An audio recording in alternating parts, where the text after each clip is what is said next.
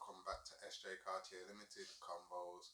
So today I'll be talking about some of the challenges I have incurred and how I actually overcame them, and I've just moved on past that challenge. I say my first challenge is, as I did start my businesses at auctions, and it was primarily 95% online auctions. So as I primarily was at auctions, I say one of my first challenges was, at that time I was 31. So at that time, I believe a lot of the more people that were in auctions were in the age range of 50 to 70, I'd say, and at least 40 years of age. And if they are at least 40 years of age, they would see me as a young adult. So I believe some of my challenges at first was understanding that some people may judge you by your age and your appearance and either play you off as if you are stupid, or kind of treat you as if you're not knowledgeable in what you are doing, or you have no understanding. So some of my first challenges, I'd say, were obviously the main challenge that changed me was when I actually won some lots of auctions. So I say at first, no one kind of knew my username. So I believe I was able to get some deals, get some bargains, and kind of bid as I please. And kind of, if I had to pay a little bit more on some of the items I felt were a bit more appealing, then I would. And the ones I wouldn't, I just stuck at the limit that I decided I would go to in the first place. So yeah, that was my skid plan. As I started being on there for quite a long time, I started to realise that certain auction houses, when you return and they see what you are doing sociably, or because at the time as well, I'd say a lot of auction houses weren't really social media based. They were just auction houses, and if you were in a local area or you were a business, you were aware of them and you were able to use them. If you were aware of the online services, then you may use them, but you would more than likely use your local ones because you know you'd have a better relationship with them. So I'd say at this time, I think my presence was starting to be known, I'd say, because I was starting to follow all the auction houses sociably, and that's how I was aware they didn't have much of a social followings, or a lot of them, because I could see by their followers and how many people they followed that their community sociably wasn't where their growth was actually at. So yeah, I'd say a lot of them were looking at me and looking at me as a young child and treating me differently due to that, compared to a person that they were dealing with before, or someone that has just walked into their auction house. And I say that went down to the way my items were shipped to me. Sometimes I feel like some people's auctions were packaged and shipped out, whereas I had to contact them, have patience, wait, then contact again. And then when I was contacted again, I was told that I was being very combative, when in fact I was just trying to get to a resolution because my money has already been taken, and the items I'd say I needed. So when I say also attacking my business, I say the shipping wasn't the main issue. It was the fact, I think the shipping was delayed to delay the profits. And if you can delay the profits incoming, then that makes the person's business grow slower. So I believe that's why certain times certain things wasn't got to me immediately, because some of the items I actually found were quite rare, quite hard to find, and the fact of me getting them and being the person I was, very independent to myself, I felt that brought challenges because I was also young. And although I don't want to elaborate too much on what you may see physically, but also I say physically as my nationality as English, but my cultural background is Caribbean Jamaican. So I say also that also influenced how certain of them perceived me and how they then dealt with me. So I say, yeah, that they were some of the issues. Also, I had issues with my final straw. I say where I say the online auctions wasn't my dealings was when an auction house they kind of I won some lots, and then when I won the lots, one of the lots I won, which was quite one of the items I really wanted, to be extremely honest, one of the main two, three. Um, they said then that had a reserve, but at that moment in time, when I was bidding, there was no reserves at that point. There was no reserve showing. It hadn't shown that I hadn't reached reserved, which it normally would show. So I was a bit confused. I did phone and find out why is that item not in my um, invoice on my invoice and what's going on. I was told the reserve wasn't met. I explained I didn't see that, and I thought final sales are final if that wasn't advertised. But as they were the auction house, there I just allowed it to go and say to deal with what I already had. I'll just settle with the items I'd already won, because losing out on one item over the bulk of items and causing an issue was not worth the time and stress, to be extremely honest. So I just wanted my items shipped to me. So first of all, I had to get an invoice paid for. For some reason, there was no method to pay this invoice. Invoices were supposed to be sent to me to email addresses that wasn't arriving, and we were having conversations via emails. Um, and I will say in the first few days, I will say I was being ignored. So as I understood how certain businesses were already delaying for my shipping. So this is why I say you have to adjust how you are. So I had to adjust in how I bought and how I paid. So I decided to buy items that I knew were quite easily manageable for people to package together and ship together. And when I won all the lots and auction had closed, I would be making immediate contact for the invoice to be sent for me to make payment for the invoice immediately. That way, that makes it also aware that I would need the item shipped, and also makes it known that items have been paid for. So the shipping process should be a lot easier when it's sorting, because we know that that invoice has been paid for. Hopefully, as well, they'll do it by paid invoices. So if I was one of the first people to call or to pay my invoice, hopefully my invoice will be at the top of the list to get packaged and sent out first. So I was trying to think for them and for myself. For some reason, this auction house decided not to send invoices to the email address we were talking to, but telling me they had. It took over a week for me to have to contact via the platform I was on to say I have still not received an invoice, but I am now receiving an email saying I have not paid my invoice. So I was quite annoyed then now, because it seemed like there was a marker on my account for unpaid invoices, and all I'd done was paid all my invoices immediately. So that made me obviously frustrated.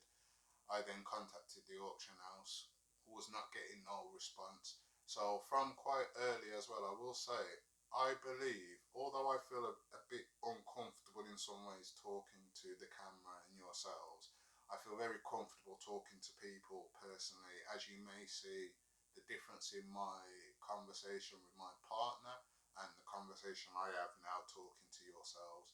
So I feel because I have a very good way to talk to people and understand people when they are talking, I also am able to relay how I feel and accept what you say, but tell you also what I feel and understand my feelings matter as do yours, and understand where a customer comes in and where the retailer comes in, and understand the rights for both, because I am a customer, a collector, I am also a reseller and a business. So for both ways, I need to understand what is legally correct for me and the customer, or the customer and me. So when I am relaying this to certain people at these times, I was realizing their vocabulary was not very straightforward as you would presume someone at that level should have, which was very also it's very encouraging, I will say, because it allows you to recognize that no matter what your English English literature is, or your maths, or your whatever you may say you need at school, you can make it with or without these things. It's all about your time, your effort, and your drive, to be extremely honest, and passion. So I say, no matter what, you can always make it in these things. It's just, it gave me confidence knowing I'm quite book smart, I'm quite clever, I'm quite good at reading and judging, and I can understand where you're coming from. And I'm telling you, and when I'm saying it to you, you have no kind of response, and you kind of get angry and then try put the blame onto me. So I found at these times, these auctions were becoming a lot more um, argumentative than profitable at these times. So I decided to change my little plans and kind of decide to go forward to auction houses and not use that platform, but use a platform that is via the auction house that is doing it, because then at least I know it's a business to business, and if there is any confusion or interaction, my business can contact their business and not have an in party. So if I contact their business, they're saying go to the website's telling you it's a dealings between you and that business. So then you now have a lead. There's a in between. There's no one that's actually making that final decision. Whereas, like for instance, I say for with my website or selling on another platform, I have to abide by those platforms' rules, and the buyers have to abide by those platform rules. Whereas on my platform, I just abide by the legality rules, and that's how every transaction I treat it, not by the customer, not by the seller, or it's just all the same legally as it's supposed to be. So that is the issues and what I changed and why I had to change it. So I say I have been to a couple of auction houses now. I've only really made one real like purchase. Um, I haven't actually listed some of these recent auction purchases, but they will be going on the website sometime this year, I'd say. So we'll keep an eye out, and I will obviously point out what these things are. Or another issues that I have occurred, and I'd say this occurs with both car boots and it has occurred at Facebook Marketplace, where I have had someone trying to resell or sell items, and they're doing it as a face-to-face place where you are allowed to kind of try and make a bargain. Really, online, the reason I've set offers is so now you can make yourself feel like you have got a better bargain than I feel I have listed the price at a bargain for already. So it gives you a chance to pay a little less if there's no coupons, or it gives you a chance to at least make an offer or understand why I am stuck at a price, or why I can only go to a certain price, or I know what I will accept that price. So it gives a little chance. So when you are more face to face, it gives the customer more thought that you can be more dealing and make a deal in a conversation. So I've been to a couple car boots, and I say one of the ones last year actually that quite made me laugh and quite annoyed me, but quite made me laugh because, as I say, the first things with the auctions were how long ago? 4 years ago. Now going on long, these tricks and these things I actually laugh at and just move on and continue with my life, my day, my week, my month, and my year. So I don't allow these things to interrupt my plan, even if they may be slow the plan a little or divert the plan, let's say, because I might, in my head, I'm going at a slow pace anyway for a reason, to build something that is sustainable, not just to try and make quick money now, to go on holiday tomorrow, to go and make a next quick money tomorrow. I want to make a consistent amount of money that it can continually make every day throughout the year, and not overly stress about overly working then for a year because I have enough to sit back on. So that is the aims and growths. But I found out when I went to a couple car boots, I've had the last one, let's talk about the specific last one. Um, I saw something that I quite liked, a little Pokemon pinball. Thought, oh, that's quite nice. Like, even just to play myself, like to get resell. So I saw the price of them online, had a little check on the Google lens, and found out that the price it was at is quite alright price to make a little profit, but I would like to make a little bit more. Would it be nice to try and make a deal? I probably would have brought it for that price because it was already a reasonable price, but I felt it wasn't reasonable enough not to make a try to make for a deal. So I tried to ask the man for a deal. This elderly white bloke, he was about 50, I'd say late 50s. He says to me, his actual response when I says, what's your best price on this, mate? Because I just thought, like, mate, like, so what's your best price, mate? What's your best price on this, mate? And his response was, and not, what's the word? Not remembering exactly every word as it was, as I say in these conversations. This is just as my memory, but the specifics.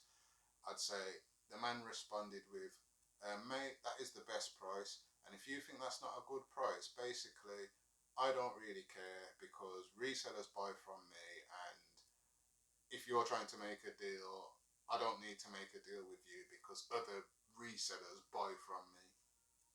When I heard that, I'm trying to like, I'm just recollecting how I heard it. And when I heard it, all I thought of, obviously, for first and foremost, you are a reseller. Secondly, you are a reseller that obviously is jealous or does not like me as a reseller. Obviously, you are someone that believes because you sell more to certain people, that makes you more of a legitimate business than me.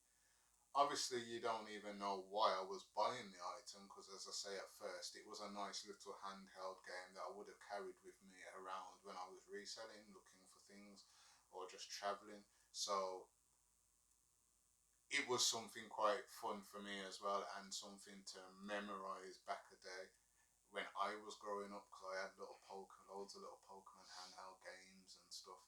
Like, so it was a little nice um, memory for me. So you don't even know that that was another reason. So I'm not even looking at profit. I'm looking as for myself as well as profit possibly later on.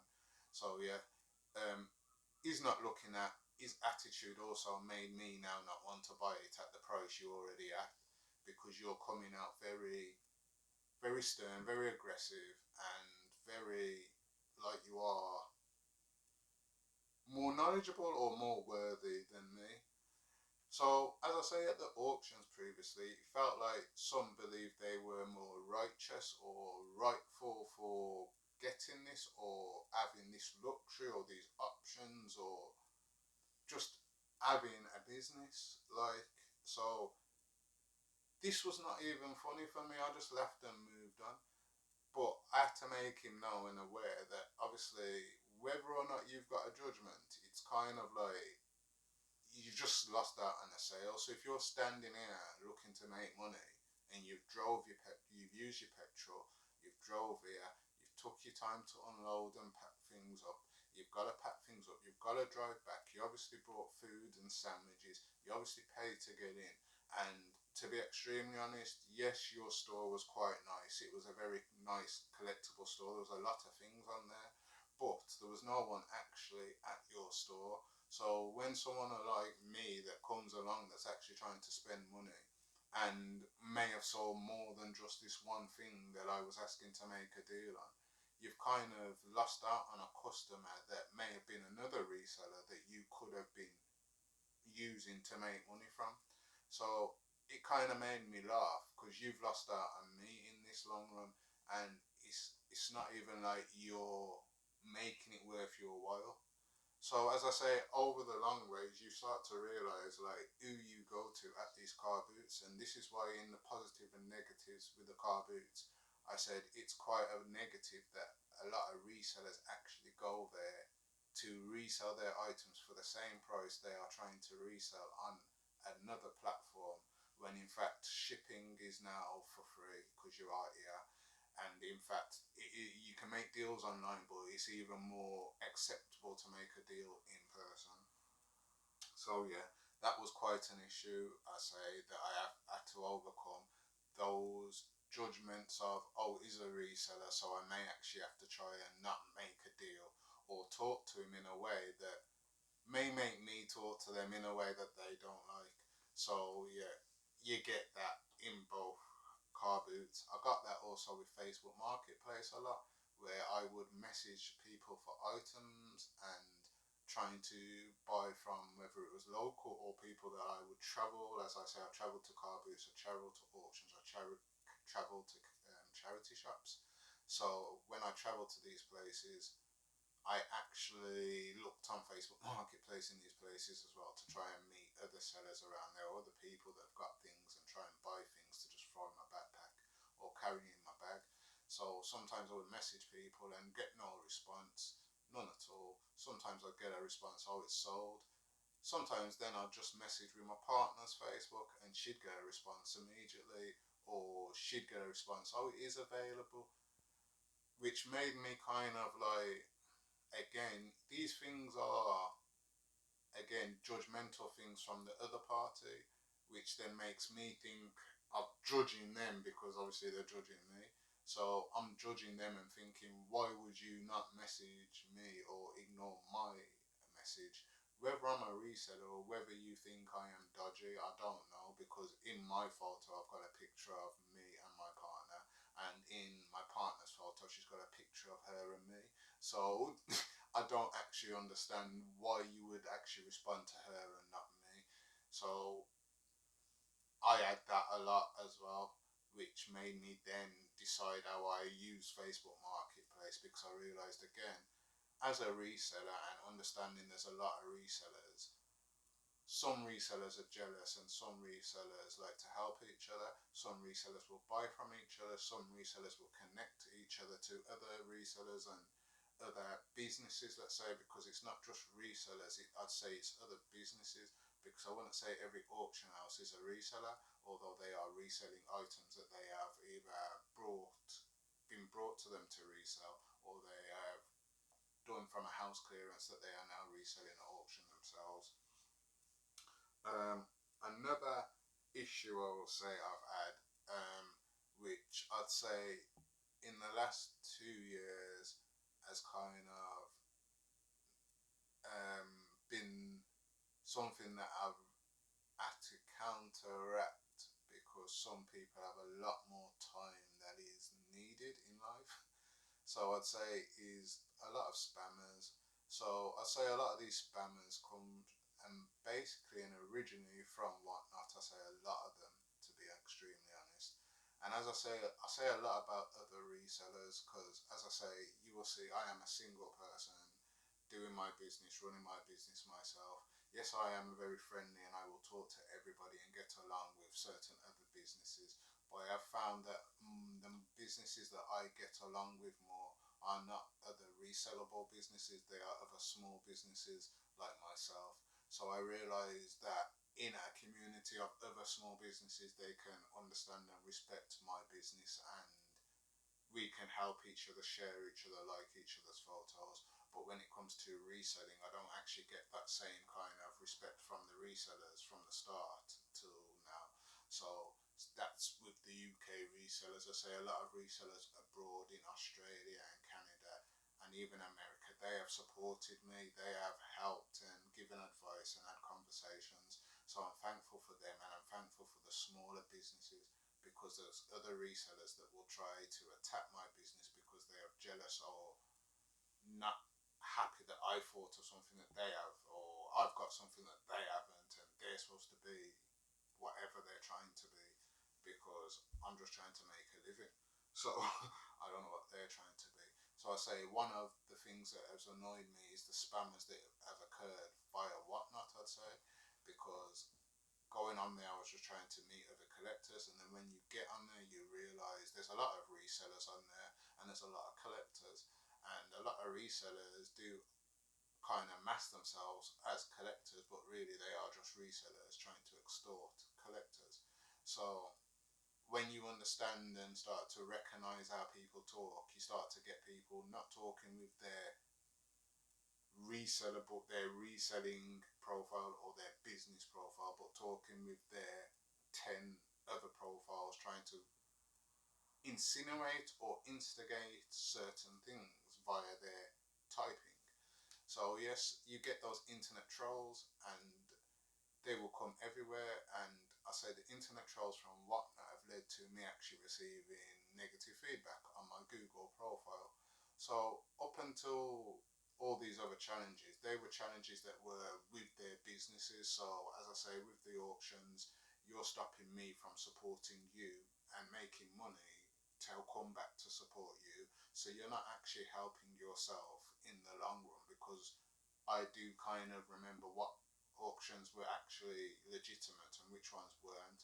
And the ones that were more legitimate, I will take more time to go and see and spend with them on their website. And a lot of the auctions that weren't, I will remember and never go to and support again. So that's how I feel they've let themselves down. People at Car Boots, I do remember faces, I may forget them, but I remember products as well. So because I remember certain things and where I am and where you're from, and I kind of remember little things and voices, so I'm quite noticeable of little things. So I kind of know where I will shop from where I won't shop, and that is something that certain resellers have possibly pulled on themselves, because they have tried to know where to divert away people from my shop, and because of that, that then makes me not want to support them. So in the end, you're making me not support you, and it's like a mess up for yourself. So it's the same thing with certain people on the whatnot. They stop themselves from me supporting them, and then at times when I saw as well, I can't really help and support, but I'm going to support you and help you because you've been on here a long time, and I understand streaming for a long time can take its toll sometimes. So helping you, I'm just being generous because I'm watching. So help. You realise that help just becomes to people getting greedy, and then people using that as a mechanism to make them feel they are more powerful than you, and then they start to then leave reviews. So yes, you'll see on my Google reviews, I have a few reviews that are negative, and the only one that is legitimate is one where I got a 4 stars, and I think the person says the sizing was wrong, but or something. I can't exactly remember, but it was something to do with some shorts or a piece of clothing that I sent, which I understand as pre-loved clothing, some people aren't. You can't always see exactly what you're buying via the picture unless you know the product. So I understand some people may not understand measurements of some brands or understand condition exactly, because you can't exactly see the exact picture of the item, even though I take exact pictures. So other than that, I got reviews just because people couldn't control me. And when they were talking with their spam profiles, I would be very blatant and open that they are spammers. I would also watch carefully to all the other people that would make out that these spammers are legitimate people, whether it's their accounts or their friends. And I'd say it caused an issue because it left me at 3 stars. So I say I had about 6 negative ones, and I got some removed by Google. Some are still there now, unfortunately. But as I say, all my positivity of how I treat every customer and every person, in the end, my Google reviews, you can see that it's just a flurry of spam within a month from the same group of people. And over the years, I've had my website on there. You will see it's just positive feedback, and everything that I explain is everything that the customer receives, and that is from a variety of products, and that's from I initially set up the website. So I say yes, it has caused negativity, and I have had problems because I have had to know how to control myself and not make myself look like the crazy one when people are hiding who they are and saying crazy stuff. So yeah, that's the same thing with Instagram and Facebook. Even I presume I will end up getting them on here as well, whether they are talking about me not having a beard now, and that's saying I'm not a Muslim. I will like to end this with, not all Muslims have beards, not all Muslims can grow beards. So yes, I have a luxury of growing a beard, but I haven't shaved off the entirety of my beard. I am also quite lucky to be able to grow my beard back and shape it So that doesn't make me a Muslim. My actions and my morals and how I treat every human being makes me a Muslim. So if a Muslim is asking me why have I shaved my beard, you should be asking yourself why you are judging me, because Muslims aren't supposed to judge. So yes, we will get spammers who will judge. We will get people that will try and in get what's the word? They will try and interrupt your business, but you have to just overcome them. Whether it's an auction house that is delaying and trying to cause an issue with you and your connections with other auction houses, because I didn't mention, after that dispute with that auction house, anytime I was to bid on any items in an auction, it had to be made where that these customer may not pay for the item, and every item, as I say, that I brought to auction, I tried to pay for immediately within the first 24 hours if they allowed me to pay within those first 24 hours. So that was an interruption for my profile and my business, which wasn't needed, because I then believed I was unable to bid silently. I had to be looked at and known that it's SJ Cartier is bidding. So I had to shut that down, because that means too many people are watching you, too many people are trying to spy on you. And yeah, so that's why I have to cut that down. So as I say, people will try to interrupt and change your business. People will not want to give you a deal that they would happily give to someone else, because they believe you will make money. So you have to find your own routes, no matter what they are. They will even try to spread lies against you via their fake social medias and their fake Gmails, whether that be on Google, whether that be in a chat room, whether that be on a social network, whether that be in a Discord or a WhatsApp group. They will try their ways to attack your business and make you sound less reputable. But the one thing you must take from this is, it doesn't matter what people say, or it doesn't matter what people do, because if you find a way and you believe in your methods of what you can do, and believe in your business and what plans you can make to find other options, it doesn't matter what people do. And if people spread lies about your service, whenever anybody actually comes to you for your service, they will be overly excited because of your service, and they will be even more surprised because they thought it was supposed to be like this, and the people that were saying it was like this is actually better than what they were saying and better than what they are doing. So yeah, so just continue being you. Actually respect and love your challenges. Understand why they are there, understand where they come from, and understand how you've actually overcome them, and understand what